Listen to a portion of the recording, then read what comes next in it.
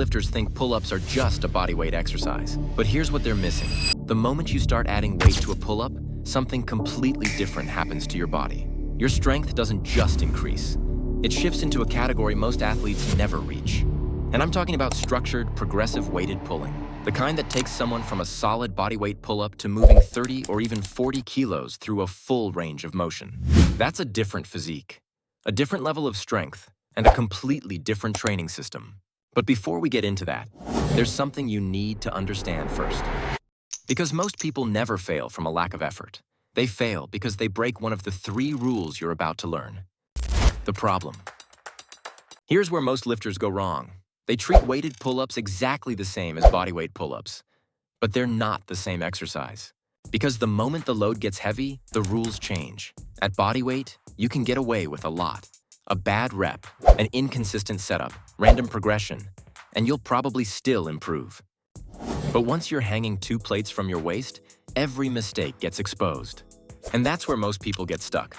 They never realize that weighted pull-ups aren't just harder pull-ups. They're a completely different kind of strength exercise.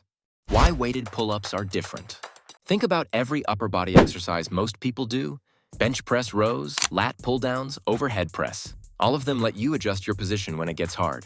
You can shift your grip, change the angle, use a little momentum. A weighted pull-up gives you none of that. Your body hangs, the weight pulls you down, and every single muscle in your back, arms, and core has to work together to move that load through a complete range of motion. Which means when you get strong at weighted pull-ups, that strength is real. It transfers to everything else. And visually, the athletes who train this way develop a back and arm thickness that bodyweight-only training simply doesn't produce. Their grip gets stronger, their pulling power carries over into everything else.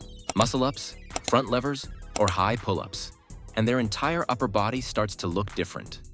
But here's what's interesting. The weight itself is not what makes the difference. What makes the difference is how you build toward it. And that starts with knowing exactly where you currently stand. Step 1. Know your baseline.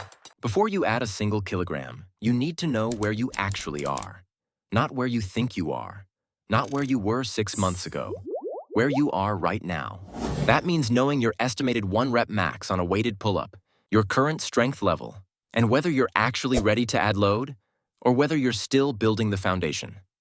If you're not sure where you stand, I put a free weighted calisthenics tracker in the description. It estimates your 1 rep max, tracks your progress, lets you see how far you are from your next weight goal and why you might be plateauing. It's completely free, and it'll tell you exactly where you're starting from. Because here's the truth.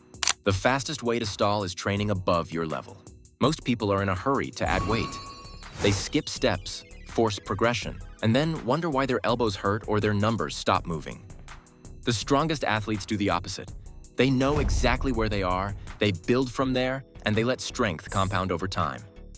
That's why every successful weighted pull-up journey starts the same way, with an honest baseline.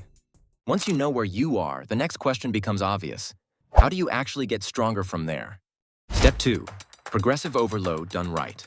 Here's the mistake that kills weighted pull-up progress faster than anything else. Adding weight before you've earned it.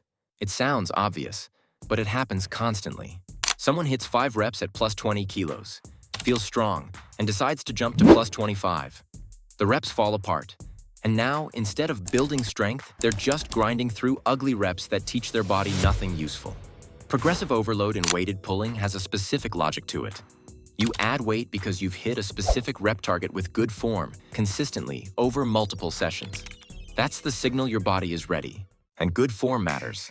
A proper weighted pull-up starts from a full hang, finishes with your chin clearly over the bar, and uses no kipping or momentum to get there. If you can't maintain that standard, you haven't truly earned the next jump in weight.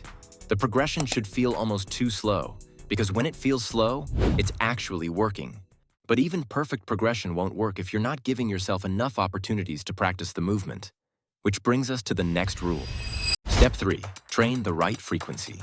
Weighted pull-up strength responds best when the movement is trained consistently throughout the week. One session gives your body enough stimulus to remember the movement, not enough to truly master it. The athletes who build impressive weighted pull-up strength expose themselves to the movement consistently. They practice it often enough to keep the skills sharp and the strength adaptations coming.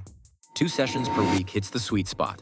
Enough frequency to drive adaptation, enough recovery to show up to each session with quality in the tank. What those sessions look like matters too. Your first session of the week should be heavier, with lower reps and more rest between sets. This is where strength is built. Your second session should be slightly lighter. This is where your body consolidates what it learned from the first session. That combination, heavy and light, is what produces consistent weekly progress without burning out your joints or your nervous system. And that's the difference between hoping you're getting stronger and knowing you are. Follow these 3 rules long enough, and the numbers that once felt impossible start becoming normal. So if you're serious about building your weighted pull-up strength, start by applying these principles consistently. And if you haven't already, grab the free weighted calisthenics tracker in the description. It'll help you estimate your 1-rep max, track your progress, and see exactly where you stand so you're not guessing your way through training. Now, strength is only one side of the equation. Because some exercises don't just make you stronger, they completely change the way your physique develops. And weighted dips might be the best example of that. They build a noticeably different kind of upper body. Check out this video next.